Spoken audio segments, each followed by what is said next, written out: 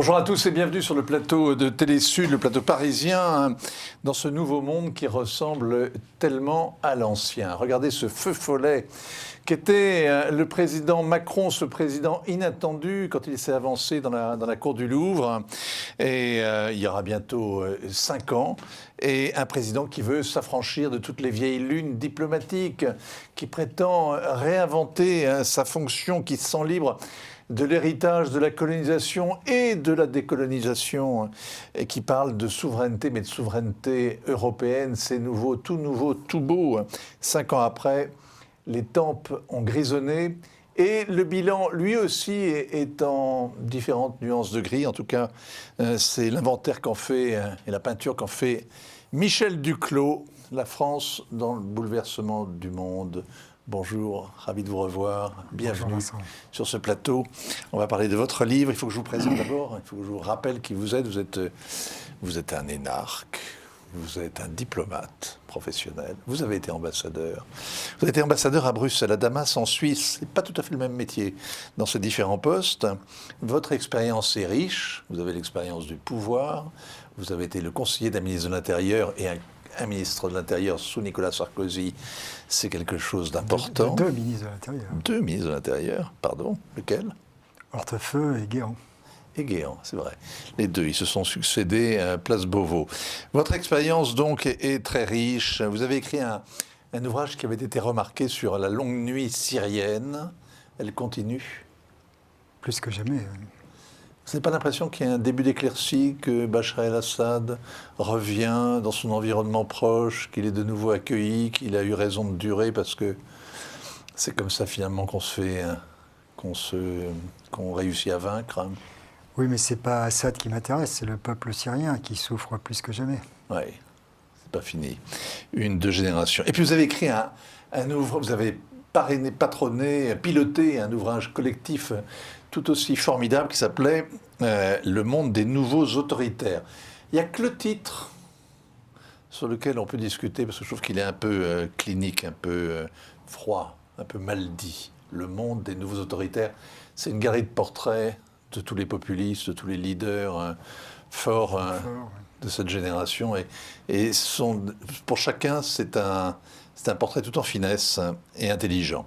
Vous êtes donc le conseiller spécial de l'Institut Montaigne, qu'il faut présenter aussi. C'est un think tank libéral qui a été fondé par un des grands parrains du capitalisme français, c'est ça ? Claude Bébéar, et dont la particularité est qu'il ne reçoit pas de subventions publiques, mais qu'il vit sur les cotisations des membres, qui sont en général des entreprises. Oui. En général, toutes. Enfin, qui sont toutes des entreprises. Il y a quelques particuliers. Il y a des avocats ou des professions libérales. Mais... D'accord. Alors, la France, dans le bouleversement du monde, on va parler de la France. L'idée du livre, l'idée de départ, c'est que le Covid a mis le monde à plat, et qu'il faut tout changer, que tout a changé, et que pour rester ce que l'on est, il va falloir regarder la réalité en face et s'y adapter, c'est ça ?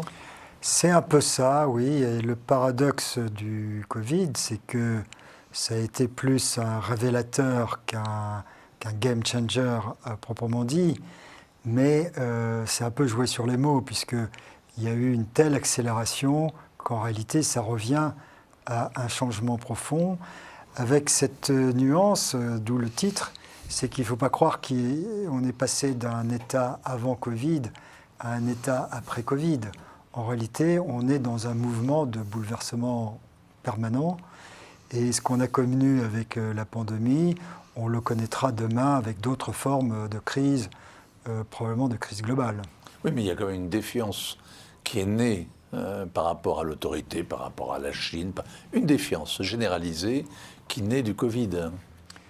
Oui, enfin, le principal phénomène, c'est quand même l'intensification de la rivalité entre la Chine, on dit pudiquement les États-Unis, mais en réalité c'est entre la Chine et l'Occident et ses alliés, et dans cette controverse sur y a-t-il une nouvelle guerre froide ou pas, peut-être qu'il ne faut pas utiliser l'expression guerre froide, mais c'est quand même quelque chose qui s'en rapproche beaucoup. Et quelqu'un me faisait observer qu'on parle de guerre mondiale 1 et de guerre mondiale 2, même si les deux phénomènes ne coïncident pas exactement, bien sûr. Donc là, c'est un peu la même chose. Il y a une guerre froide numéro 2 qui ne coïncide pas exactement avec la guerre froide numéro 1, mais qui la rappelle beaucoup. Oui, chacune de ces guerres a pour particularité de changer totalement l'équilibre des forces ensuite, et de redessiner le monde. En fait, c'était bas les masques, le Covid, si j'ose dire. Oui, c'est tout à fait ça. Et si vous voulez, moi j'ai été frappé par le fait que c'est lors du Covid que les Chinois ont mis la main sur Hong Kong, qu'ils ont intensifié leur combat sur l'Himalaya et qu'ils ont beaucoup accru la pression sur Taïwan. Mais Vincent, permettez-moi d'ajouter que pour moi, cette crise dont nous venons de sortir, dont en réalité nous ne sommes pas sortis, est marquée par le Covid, mais aussi par l'élection d'une nouvelle administration américaine avec Biden. Et pour moi, au fond, c'est un facteur presque aussi important que le phénomène de la pandémie. Mais alors je vous écoute et en fait je réalise en même temps, en passant en revue l'actualité toute récente, que c'est fou, finalement, ce que non seulement les Chinois ont mis la main de manière très brutale sur Hong Kong sans se cacher davantage et en imposant leurs règles au risque de faire fuir tous les démocrates de l'ancienne colonie britannique, mais cette brutalité, on la retrouve partout finalement, aussi bien au Soudan cette semaine qu'en Turquie il y a 8 jours, que partout, dans le monde entier, c'est désormais sans complexe et d'une manière très affirmée que ces nouveaux autoritaires dont vous parliez imposent leurs lois.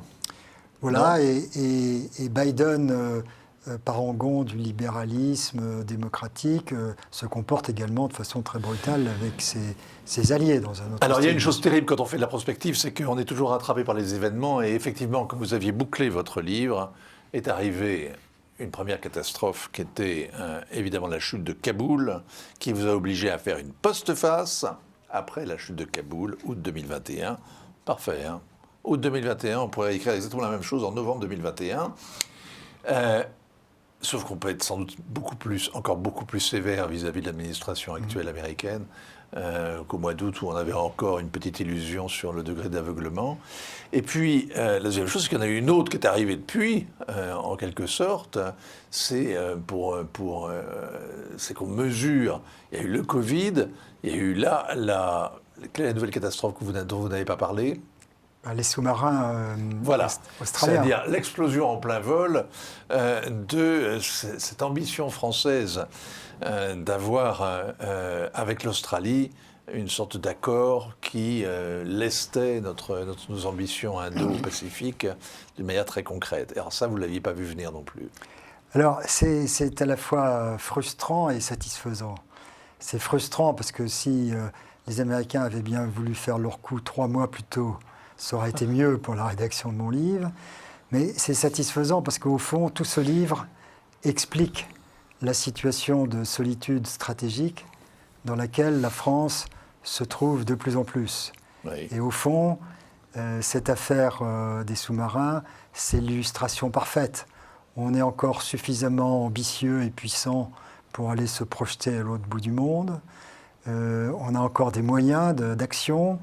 On a encore des choses à offrir ou à vendre, et en même temps, on est à la merci d'un revers qu'on n'a pas été capable de comprendre, d'anticiper. L'ambassadeur que vous avez été n'est pas un peu surpris qu'on n'ait pas perçu les signaux avant-coureurs, que tout ça ait pu se sourdir, se tramer sous nos yeux sans qu'on s'en rende compte? Le livre apporte des éléments de réponse par anticipation. C'est que effectivement, nous sommes moins à l'aise, nous avons moins d'expertise dans l'océan Pacifique que nous en avons au Levant ou en Afrique ou en Europe. Ouais. Donc ça, c'est un élément.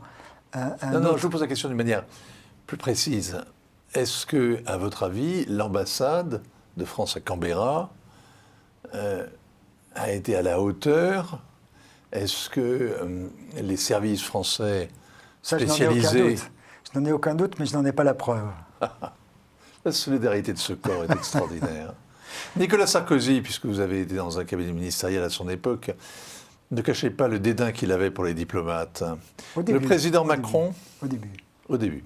Le président Macron a parlé devant eux de l'état profond, c'est dire la réticence qu'il a lui-même en tant qu'ancien fonctionnaire vis-à-vis des diplomates. Et on a l'impression que le Quai d'Orsay, qui a toujours pratiqué le en même temps, se retrouve un peu dépourvu. C'est une vision extérieure. Vous ne partagez pas ce point de vue? Si vous voulez, moi je ne suis plus dans l'administration depuis 5 ans, donc je ne peux pas vous dire comment ça se passe entre l'Élysée et le Quai d'Orsay. Vous n'avez pas l'impression que c'est raplapla? Je ne sais pas. Ce que je crois, c'est que, ce que je sais, disons, d'expérience, c'est que la plupart des présidents, quand ils arrivent, ont un préjugé défavorable à l'égard du Quai d'Orsay. C'était le cas, effectivement, de Mitterrand, par exemple, ou de Sarkozy. Et assez rapidement, ils se rendent compte que les diplomates sont des travailleurs acharnés dont ils ont besoin. Ouais. Le cas de Macron paraît un peu différent, puisque, effectivement, chez lui, la prise de conscience paraît plus lente des vertus des diplomates. Mais en les accusant d'état profond, il leur a accordé beaucoup d'honneur. À vrai dire, trop d'honneur, parce que c'est pas vrai que les gens dans les ambassades ont les moyens de bloquer des initiatives du président ou de s'opposer à ces initiatives. Vous n'avez pas répondu à ma question. L'affaire des sous-marins, que le contrat nous échappe alors qu'il est à ce point engagé et qu'on n'ait rien vu venir. Oui, mais Vincent, j'avais commencé à vous donner des éléments de réponse. Donc c'est vrai que notre expertise dans cette région est moindre qu'ailleurs.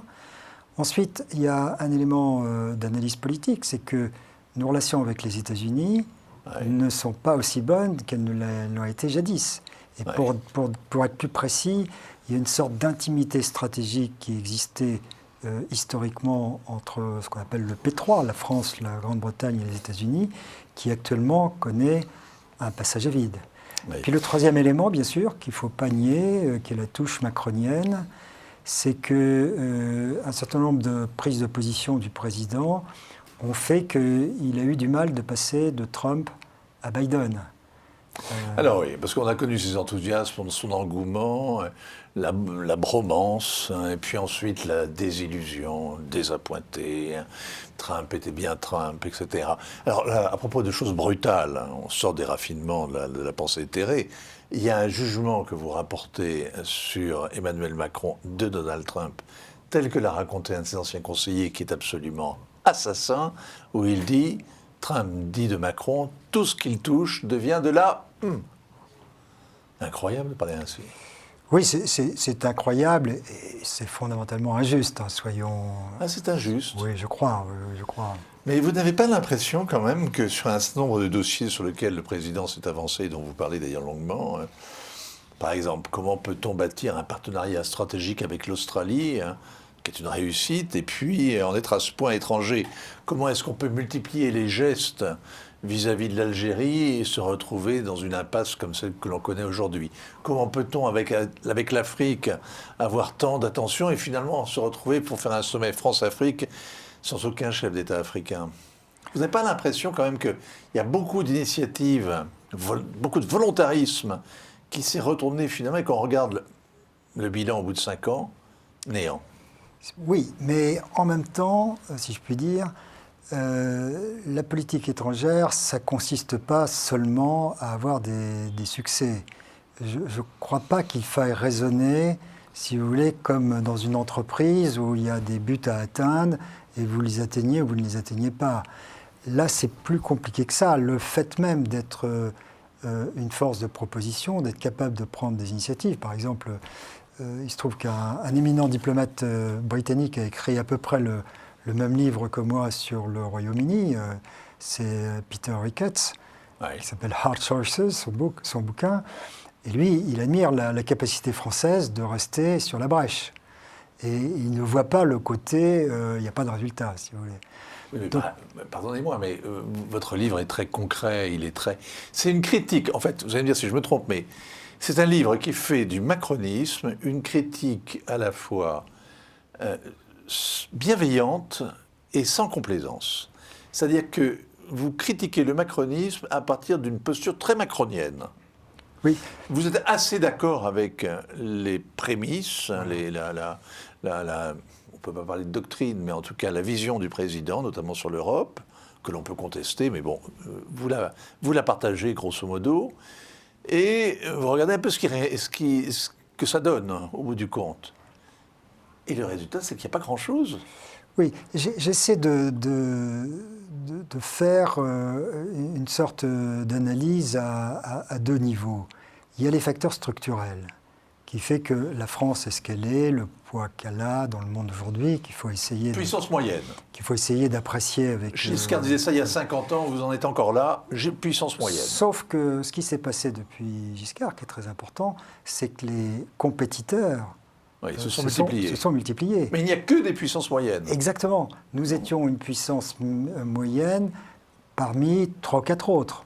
Aujourd'hui, c'est parmi une vingtaine d'autres. C'est ça qui change beaucoup les perspectives, plus un certain nombre d'acteurs qui sont devenus beaucoup plus agressifs qu'ils ne l'étaient avant, comme la Turquie, la Russie ou l'Iran. Donc, vous voyez, ça, c'est les phénomènes que j'essaie d'analyser, qui sont un peu des phénomènes structurants. Plus, le deuxième niveau, c'est effectivement la politique du président qui peut jouer plus ou moins avec ces facteurs structuraux. Mais la politique du en même temps, alors je vous disais que c'était très Quai d'Orsay, parce que finalement dans les télégrammes diplomatiques on dit une chose et souvent j'utilise d'ailleurs jamais l'expression, je ne sais pas si vous avez remarqué. Oui, mais vous pratiquez un peu, parce qu'entre le début de votre ouvrage et la fin, il y a parfois, non pas des contradictions, mais des nuances qui changent quand même vraiment le point de vue. Où est-ce que ça a marché ? Ça a marché fondamentalement sur l'Europe. Et là, il faut être honnête. Quand on dit pour la France, elle a connu beaucoup d'échecs dans sa politique étrangère, mais elle a quand même fait avancer les choses sur l'Europe, c'est quand même l'axe stratégique principal de notre pays. Et donc là, de ce point de vue, il me semble que Macron a quand même obtenu, avec le plan de relance et le mécanisme de mutualisation des dettes qui lui est associé, une sorte de saut qualitatif dans le système européen. J'ajoute que les partis de gouvernement, le SPD, les libéraux et les Verts, qui viennent de se mettre d'accord sur une première plateforme, utilisent pour parler de l'Europe la notion de souveraineté stratégique. Oui. Donc c'est un amalgame entre l'autonomie stratégique et la souveraineté européenne. Oui, parce qu'on est les seuls à parler de souveraineté européenne. Ben oui, mais souveraineté stratégique, pour l'Europe, c'est pas loin de la souveraineté européenne. Bon, alors, puisque vous parlez de stratégie, en tout cas, ce rêve de puissance, même les Allemands ne le partagent pas. Mais je conteste l'idée ça. Que l'Europe va démultiplier notre poids et notre capacité à peser sur les affaires du monde, c'est une idée très hexagonale, non ? Mais moi, je ne crois pas que... Ça, je crois que c'est justement un mythe français et une erreur française de considérer que l'Allemagne n'est pas intéressée par la puissance. Je crois que la puissance allemande ne la partage pas. Je pense que l'Allemagne est le pays le plus puissant en Europe et qu'elle a une très haute conscience de sa politique de puissance. Simplement, sa politique de puissance ne passe pas par les mêmes canaux que nous. Elle est plus sur l'économique que sur le politico-militaire. Michel Duclos, la France dans le bouleversement du monde. Vous parlez de stratégie. Il y avait un seul allié stratégique en matière de défense pour la France, c'était le Royaume-Uni. Il y avait des accords qui ont été passés il y a 10 ans, Lancaster House, qui prévoyait toutes sortes de partage, de mise en commun sur les... Alors, il y en a quelques-uns qui ont réussi d'ailleurs. Les missiles, on en fabrique, on tentait d'en fabriquer ensemble. Les drones, on les a abandonnés. Le nucléaire s'est vite arrêté. L'avion de combat, là aussi, c'est resté pour l'instant dans les limbes. Et visiblement, ça va être de plus en plus difficile de s'entendre avec les Britanniques. On n'en est pas encore à les traiter de roast beef, mais ça ne va pas tarder. Ça se passe mal. Ça se passe de plus en plus mal. Oui, sur le nucléaire, là, il y a quand même une certaine coopération qui est maintenue. Oui. Mais bon, je rejoins votre diagnostic. Je vais plus loin, puisque vous le dites très aimablement, j'essaie de faire de la stratégie, de me projeter dans une vision stratégique. Et pour moi, pour nous, il est très important de réaménager nos alliances avec les États-Unis. Tenir compte du fait que pour les États-Unis et pour beaucoup d'autres alliés, la menace chinoise est devenue majeure et les Américains vont déplacer de plus en plus leur effort de l'Europe, du Proche-Orient, de l'Afrique vers l'Asie. Et donc, on doit se réorganiser en essayant de prendre leur place là où c'est possible, avec leur soutien, et de partager avec eux les risques. Or, ça n'a de sens, compte tenu de ce que vous avez dit sur le peu d'appétence de nos partenaires européens pour exercer la puissance politico-militaire, ça n'a de sens que si on le fait dans un couple franco-britannique. Et c'est ça qui, vraisemblablement, est impossible et fermé pour, disons, 2 ans. Pas pour toujours, je l'espère, mais pour un certain nombre de mois, probablement 2 ans. C'est une dimension essentielle qui nous fait défaut. Oui.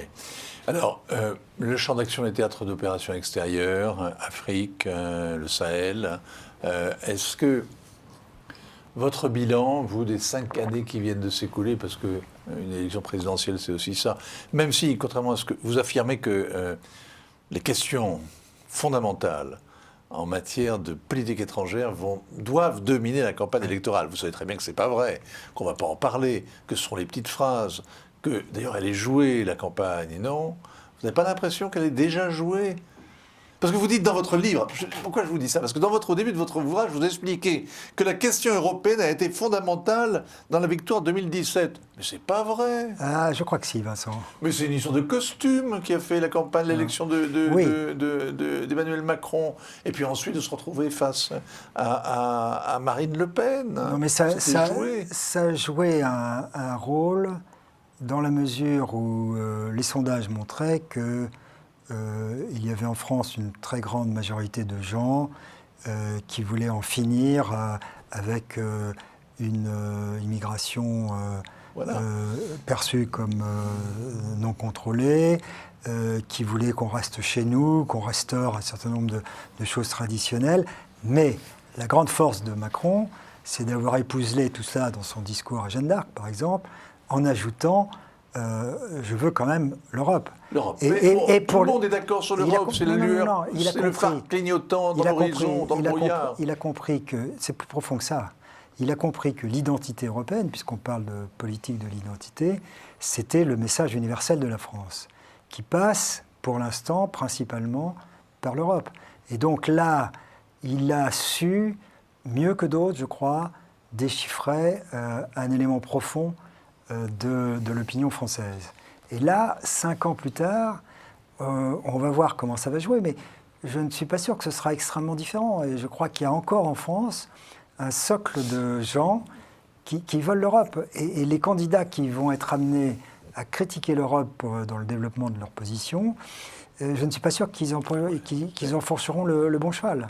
Le problème de l'identité et le problème que soulève l'immigration, qui ne s'intègre pas, la haine de soi qui travaille les Français, sont des réalités profondes. Oui.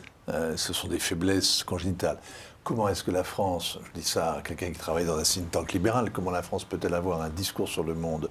Comment peut-elle avoir une capacité d'entraînement en Europe avec une insécurité galopante, grévée de tels problèmes d'intégration et en ayant des comptes aussi déficitaires? Voilà, comment est-ce qu'elle peut parler au monde en ayant autant de désordre chez elle? Oui, alors ça, je l'indique, je crois, dans mon livre avec la plus grande rigueur, dans le chapitre qui s'appelle « Les ressorts de la puissance ». Il n'y a pas que les grands dessins. Je crois que les Français aspirent à conserver un rôle d'édicteur dans le monde, de porte-parole d'un certain nombre de valeurs, et qu'ils se rendent compte confusément que non seulement leur poids relatif faiblit, mais qu'en plus, leur propre modèle est de moins en moins attirant, pour tout ce que vous avez dit. Le manque d'intégration des immigrés et de la jeunesse, le chômage, le déficit commercial, la croissance faible, les impôts très élevés, fait que... Ce sont toutes réalités qui sont déniées, en général, sauf en même période de campagne, mais autrement, Regardez actuellement, on fait des chèques à tout va, donc c'est la tête dans le sable. La France prétend regarder l'avenir en face et parler clair, alors qu'elle est la politique de l'autruche par rapport à ses propres problèmes. Hein. Oui, je ne nie pas évidemment ce constat. Alors,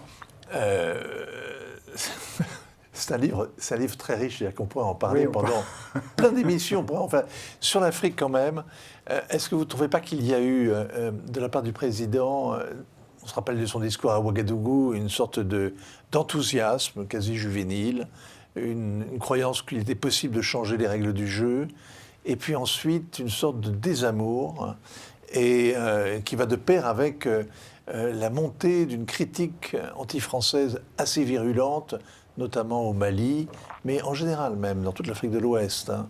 Est-ce que vous n'avez pas l'impression qu'il a raté le coche, là? Alors, là, c'est trop tôt pour le dire. On est encore trop sur l'événement. Ce que je peux vous dire, c'est que je crois que Macron a une vraie passion pour l'Afrique. Et ça fait partie de sa formation lorsqu'il était jeune fonctionnaire. Il a fait ce fameux stage au Nigeria, et il est resté en contact avec ses collègues de promotion qui faisaient carrière sur les questions africaines. Et je vous ai dit que je ne suis plus dans la machine depuis un certain temps, mais j'ai quand même gardé quelques contacts. Vous le voyez? Je l'ai vu 2 ou 3 fois. D'accord. Et je voyais beaucoup son premier conseiller diplomatique, et les premiers papiers que je faisais sur la politique étrangère de Macron, son conseiller diplomatique m'avait dit « Oui, tu as raison, ou tort, etc. Mais tu oublies une chose, c'est que sa vraie passion, c'est l'Afrique. C'est ça qui le motive le plus. » Et donc, il a développé en Afrique une politique qui n'est pas d'une originalité considérable, il ne faut pas exagérer, mais où il a essayé quand même de rénover pas mal notre approche. Oui. Difficile, hein, la rénovation, changer les choses. Il y a une marque de fabrique française qui est compliquée, hein, parce que on fait tout et son contraire. Les grands contrats et en même temps un discours, les appels, le commerce. Et le Quai d'Orsay connaît tout ça. Hein. Comment faire autrement? Comment faire autrement? Voilà, le réalisme. En tout cas, bon, c'est un livre passionnant qu'il faut lire. Et qu'il faut même méditer. Ça s'appelle La France dans le bouleversement du monde. C'est paru aux éditions de l'Observatoire. Et Michel Duclos est un observateur particulièrement affûté et vigilant. Merci à vous. Merci Vincent. Merci beaucoup. Ainsi va le monde. Rendez-vous la semaine prochaine, même lieu, même heure.